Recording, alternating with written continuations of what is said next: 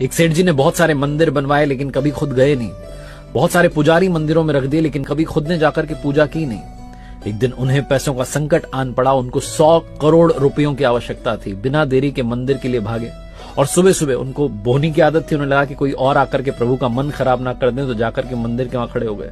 लेकिन जाकर देखते हैं कि एक भिखारी उनसे पहले आकर के खड़ा हुआ है और भिखारी आकर के कह रहा है कि प्रभु 100 रुपयों का इंतजाम करवा देना, मेरी पत्नी बीमार है, कुछ दवा का प्रबंध हो जाता तो पत्नी ठीक हो जाती। सेठ जी का दिमाग खराब हो गया कि आकर के ईश्वर का मन खराब कर रहा है सुबह सुबह 100 रुपयों के लिए। बिना देरी के जेब से निकाल करके 100 रुपए भिखारी को दिए और कहा चलो निकलो।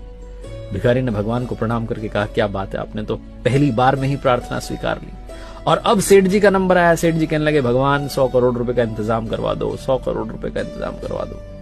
प्रभु मूर्ति में से प्रकट हुए और कहने लगे कि एक भिखारी से तो तूने मेरा पीछा छुड़वा दिया, लेकिन तुझसे पीछा छुड़वाने के लिए मुझे तुझसे भी बड़ा भिखारी ढूंढना पड़ेगा जो तुझे आकर के 100 करोड़ रुपए दे दे। सेठ जी की आंखें भीग गई। उन्होंने कहा प्रभु ये क्या कह रहे हो, आपने इतना बड़ा ताना दिया।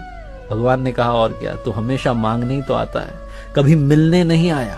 अगर मिलने आया होता तो संकट तुझ पर कभी आया ही ना होता। कहानी का सार बस ये कहता है कि मांगना बंद कीजिए, अपने आप को समर्पित कीजिए और कहिए प्रभु आप कृपा बरसाइए, सब आपके हवाले।